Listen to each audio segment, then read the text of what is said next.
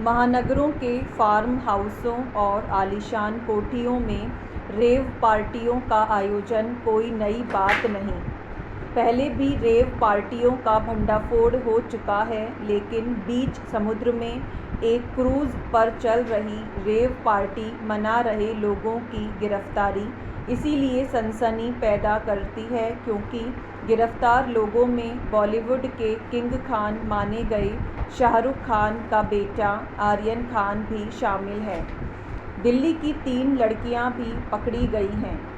Cruise पर चल रही रेव पार्टी पर नारकोटिक्स कंट्रोल ब्यूरो के छापे में काफ़ी मात्रा में हशीश, कोकीन और एमडी मिली है।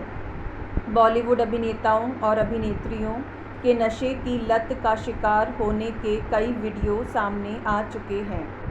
बॉलीवुड के प्रमुख अभिनेताओं के बच्चों के शामिल होने की खबरें भी आती रहती है। पहले तो सीमांत राज्य पंजाब को उड़ता पंजाब कहकर प्रचारित किया गया, लेकिन अभिनेता सुशांत सिंह आत्महत्या केस के बाद जांच ने ऐसा मोड़ लिया कि महानगर मुंबई नशे में उड़ती नजर आई। अनेक ड्रग पेडलर पकड़े गए। कई नामी गिरामी अभिनेत्रियों और अभिनेताओं का नाम सामने आया। नशे की लत का शिकार कई टीवी अभिनेता और अभिनेत्रियां भी पकड़ी गई। फिल्म इंडस्ट्री में तूफान मच गया। जिन लोगों को फिल्मों में देखकर दर्शक अपना आदर्श मान बैठे थे, उन सबके असली चेहरे सामने आ गए। क्रूज़ पर रेव पार्टी का अपना ही रोमांच होता है। 2 से 4 अक्टूबर के बीच लोगों को सैर के लिए ले जाया गया था, जिसके लिए प्रति व्यक्ति 80,000 से 3 लाख रुपए तक लिए गए थे। 3 दिन बाद लोगों को वापस मुंबई लाकर छोड़ना था। एनसीबी का एक्शन एक बड़ी सफलता तो है, लेकिन सवाल यह है कि मुंबई में भारी मात्रा में ड्रग्स की सप्लाई अब भी जारी है।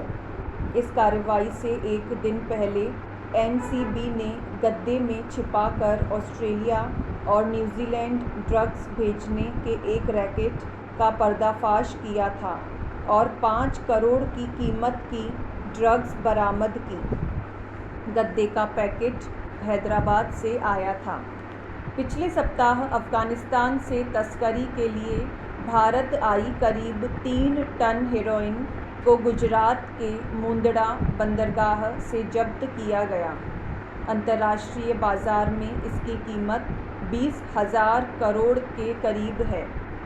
हेरोइन को 2 कंटेनरों में रखा गया था। मुंबई में नशे की गुड़िया, करोड़ों की पुड़िया का मादक खेल चल रहा है।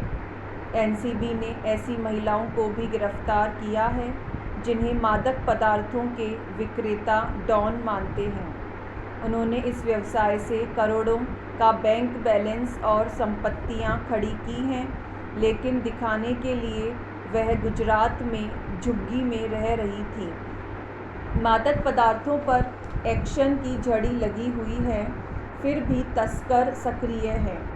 नेटवर्क इतना बड़ा है कि अब तक कोई इसे पूरी तरह भेद नहीं सका है। भारत की रगों में ड्रग्स घुलती जा रही है। युवा पीढ़ी नशे की लत का शिकार होकर जीवन बर्बाद कर रही है। कई राज्य ड्रग्स की चपेट में हैं। हिमाचल, उत्तराखंड से लेकर पूर्वोत्तर राज्यों तक ड्रग्स का नेटवर्क फैला हुआ है। भारत दुनिया के 2 प्रमुख अवैध अफीम उत्पादक देशों के बीच स्थित है। एक तरफ इसके पश्चिम में गोल्डन यानी ईरान, अफ़गानिस्तान और पाकिस्तान मौजूद हैं, तो दूसरी तरफ इसके पूर्व में गोल्डन ट्रायंगल यानी दक्षिण पूर्व एशिया मौजूद है। भारत की यह दोनों सीमाएं ड्रग्स तस्करी के लिहाज से काफ़ी संवेदनशील है। अफ़गानिस्तान में तालिबान की सरकार आने के बाद तस्करी बढ़ने की आशंका है। भारत युवाओं का देश है। कहा जा रहा है कि युवाओं के दम पर भारत दुनिया की आर्थिक महाशक्ति बन सकता है, लेकिन जिस युवा पीढ़ी के बल पर भारत विकास के पथ पर दौड़ने का दम भरता है, वह दुर्भाग्य से नशे की गिरफ्त में आ रही है। नशाखोरी किसी एक राज्य की समस्या नहीं रही। पंजाब, महाराष्ट्र, हरियाणा, मणिपुर, मिज़ोरम, दिल्ली, बिहार, केरल आदि राज्यों में ड्रग्स का सेवन बढ़ रहा है।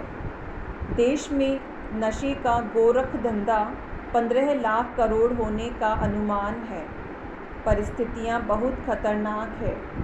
आज के दौर में कोई पान वाला ड्रग्स की सप्लाई कर सकता है तो कोई आइसक्रीम विक्रेता भी ऐसा कर सकता है।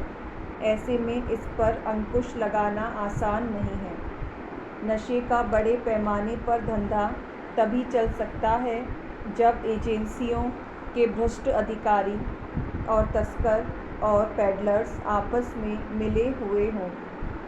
हकीकत यह है कि इस धंधे में बेशुमार पैसा है और इसमें शामिल सभी की मोटी कमाई होती है।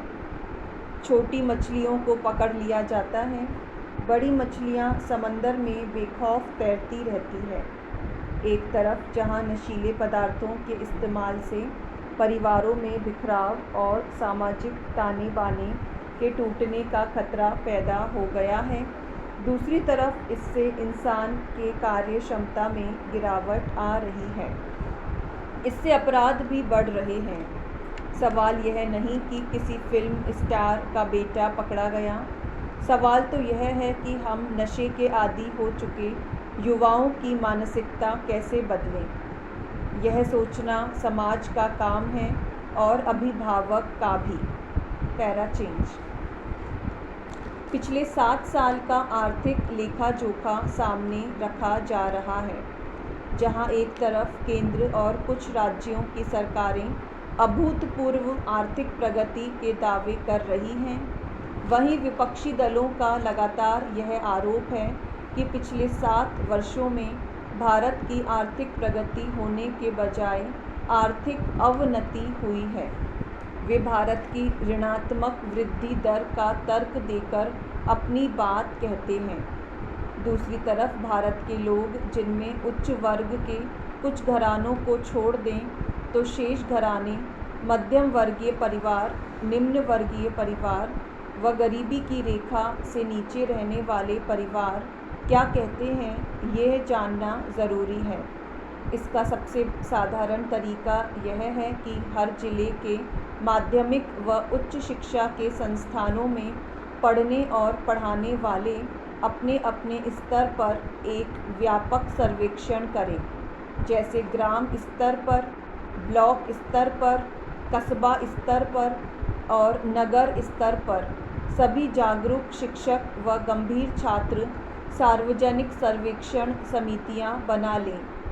इन समितियों में किसी भी राजनीतिक दल के प्रति समर्पित लोग न रखे जाएं, न शिक्षक और न छात्र।